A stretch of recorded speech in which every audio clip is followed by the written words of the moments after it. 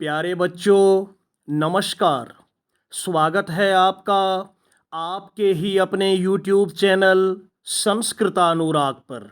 बच्चों, आज मैं JCERT द्वारा संचालित 8वीं कक्षा की संस्कृत की पाठ्य पुस्तक सुभाषिका तृतीयो भाग के अष्टमः पाठः सदाचारः के MCQ प्रश्नोत्तर एवं अभ्यास कार्य के साथ उपस्थित हूँ।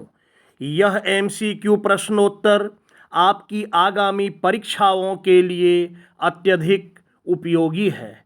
अतः यदि आप इन MCQ प्रश्नोत्तरों का अच्छी तरह से अभ्यास कर लेते हैं तो आपको आपकी आगामी परीक्षाओं में काफ़ी सुविधा होगी।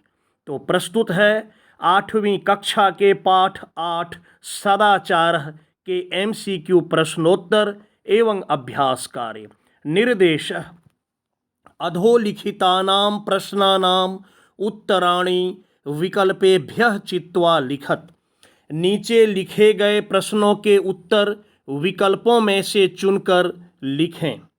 पहला प्रश्न, केषां मैत्री दिनस्य पूर्वार्ध इव भवति। किसकी मित्रता दिन के पूर्वार्ध के समान या पूर्वार्ध की तरह होता है। बच्चों, पूर्वार्ध कहते हैं पूर्वाहन को, 12 बजे के पहले का समय। विकल्प में है सज्जनानाम, खलानाम, मित्राणाम, सदाचारिणाम। तो इसमें उत्तर होगा दूसरा विकल्प, ख नंबर, खलानाम। इस पाठ के श्लोक में कहा गया है कि दुष्ट लोगों की मित्रता दिन के पूर्वार्ध की तरह पहले अधिक और धीरे धीरे कम होते होते नष्ट हो जाती है। दूसरा प्रश्न, केषां मैत्री दिनस्य परार्ध इव भवति। किसकी मित्रता दिन के परार्ध की तरह होती है। परार्ध अपराह्न को कहते हैं कि किसकी मित्रता दिन के परार्ध की तरह या अपराह्न की तरह होती है। सज्जनानाम, खलानाम, मित्राणाम, सदाचारिणाम। तो इसका उत्तर होगा पहला विकल्प, क नंबर, सज्जनानाम।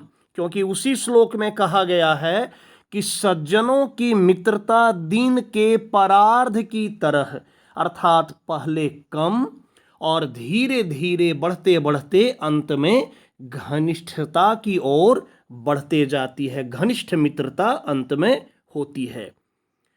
दुष्टों की मित्रता पहले ही अधिक और धीरे धीरे कम हो जाती है, जबकि सज्जनों की मित्रता पहले कम होती है और फिर धीरे धीरे प्रगाढ़ता को प्राप्त करती है। इसलिए इसमें सही विकल्प होगा सज्जनानाम। बाकी जो विकल्प हैं खलानाम, मित्रानाम, सदाचारिणाम, ये नहीं होगा। तीसरा प्रश्न, हस्तस्य शोभा केन भवति। हाथ की शोभा किससे होती है या किस चीज से होती है। कंगनेन, कार्येन, चंदनेन, दानेन। इसमें उत्तर होगा चौथा विकल्प, घ नंबर, दानेन। श्लोक में कहा गया है हाथ की शोभा दान करने से होती है, कंगन पहनने से नहीं होती है। तो सही विकल्प है चौथा विकल्प, घ नंबर, दानेन। चौथा प्रश्न, केन मुक्ति भवति। किससे मुक्ति होती है, किस कारण से मुक्ति होती है या किस चीज से मुक्ति होती है। मंडनेन, दानेन, ज्ञानेन, मानेन। इसका उत्तर होगा तीसरा विकल्प, ग नंबर, ज्ञानेन। ज्ञान से मुक्ति होती है या ज्ञान के द्वारा मुक्ति होती है। पांचवा प्रश्न, शरीरस्य शुद्धि केन भवति। शरीर की शुद्धि किससे होती है। स्नानेन, चंदनेन, मंडनेन, दानेन। इसमें उत्तर होगा पहला विकल्प, क नंबर, स्नानेन। कहा गया है स्नान करने से शरीर की शुद्धि होती है।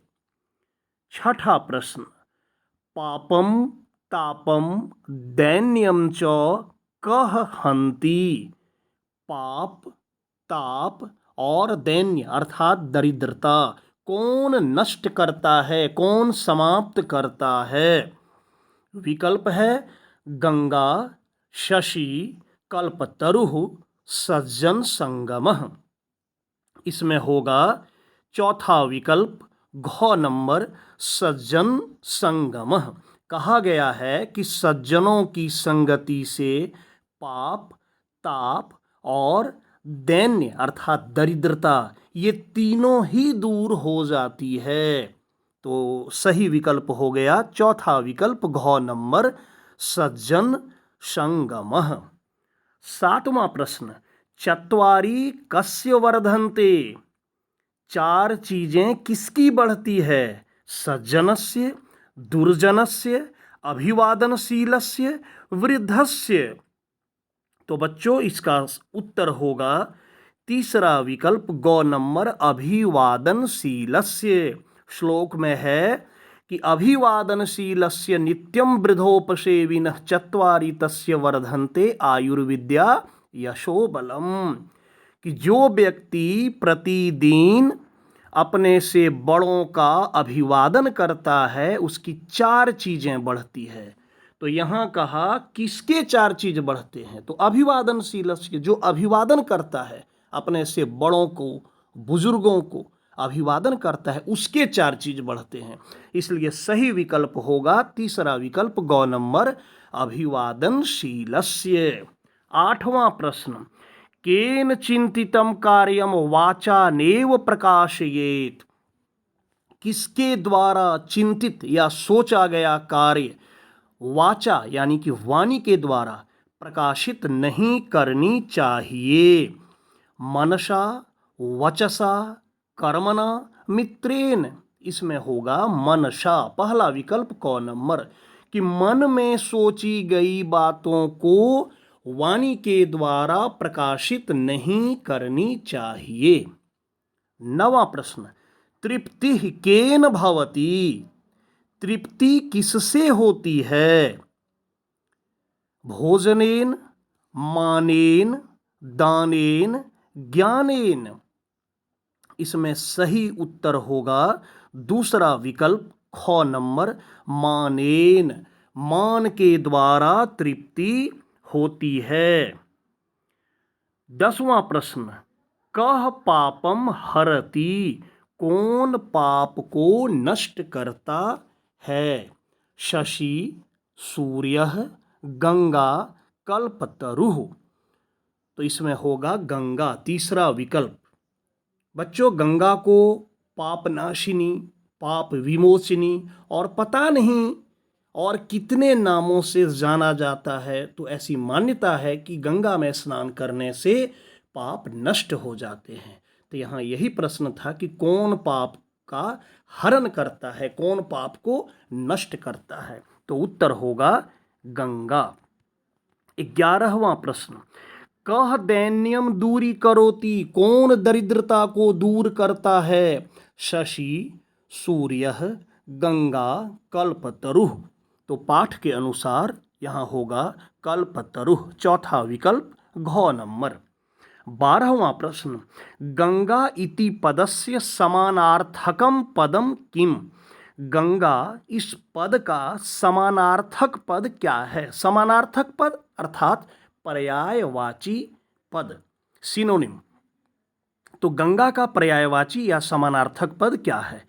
कालिंदी, भागीरथी, कल्पतरुः, नर्मदा। तो बच्चों आपको पता है इस पृथ्वी पर भागीरथ के द्वारा गंगा को लाया गया, इसलिए गंगा का एक नाम भागीरथी भी कहा गया है। तो यहाँ सही उत्तर होगा दूसरा विकल्प ख नंबर भागीरथी। 13वां प्रश्न, पूर्वार्ध इति पदस्य विपरीतार्थक पदम किम। पूर्वार्ध इस पद का विपरीतार्थक पद क्या है या विपर्यय पद क्या है? तो पूर्वार्ध का विपरीतार्थक होगा परार्ध। परार्ध, पूर्वार्ध मतलब 12 बजे के पहले और परार्ध मतलब 12 बजे के बाद। यहां देखिए विकल्प में अपराजित है, पूर्वाह्न है, परार्ध है और दिनस्य। तो पूर्वार्ध और पूर्वाह्न ये तो एक ही हो गया, तो इसका हो जाएगा विपरीतार्थक परार्ध। तीसरा विकल्प गौ नंबर। 14वां प्रश्न, कल्पतरुः जोड़ तथा इति पदस्य संधि पदम किम। यहां विच्छेद किया हुआ है, इसका संधि पद लिखना है कि कल्पतरुः जोड़ तथा बराबर क्या होगा। देखिए विकल्प को, कल्पतरस्था, कल्पतरुस् तथा, कल्पतरु तथा, कल्पतरु था। तो यहां होगा दूसरा विकल्प ख नंबर, कल्पतरुस् तथा। विसर्ग का स हो जाता है, स हलंत आधा स।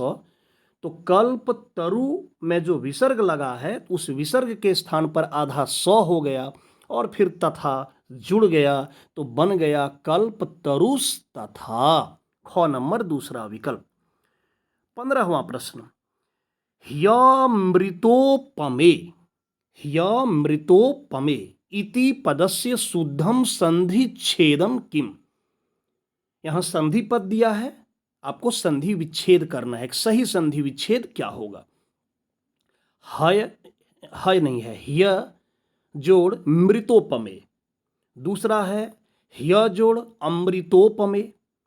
तीसरे विकल्प में है ही जोड़ अमृतोपमे और चौथे विकल्प में है हयम जोड़ मृतोपमे।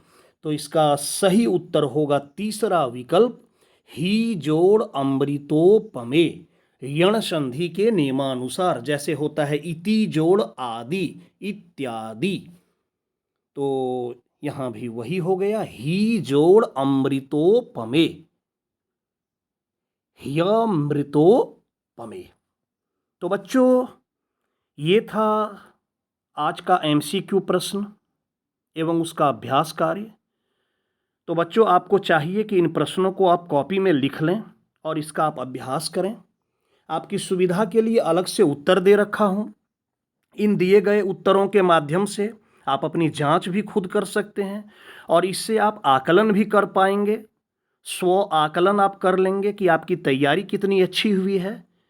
तो प्यारे छात्रों, अगर आपको मेरा यह वीडियो पसंद आया हो तो कृपया इसे आप लाइक, कमेंट एवं शेयर करके मुझे प्रोत्साहित करने का कार्य करें, ताकि आगे आपके लिए मैं और भी बेहतर एवं उपयोगी वीडियो बनाने का कार्य करता रहूं। साथ ही मेरे इस चैनल संस्कृतानुराग को यदि आप अब तक सब्सक्राइब नहीं किए हैं तो इसे आप अवश्य सब्सक्राइब कर लें एवं नोटिफिकेशन को भी ऑन कर लें, ताकि मेरे द्वारा इस चैनल पर अपलोड किए गए प्रत्येक वीडियो की सूचना सर्वप्रथम आपको प्राप्त हो सके। तो आज के लिए इतना ही। सबों को मेरी ओर से बहुत बहुत धन्यवाद।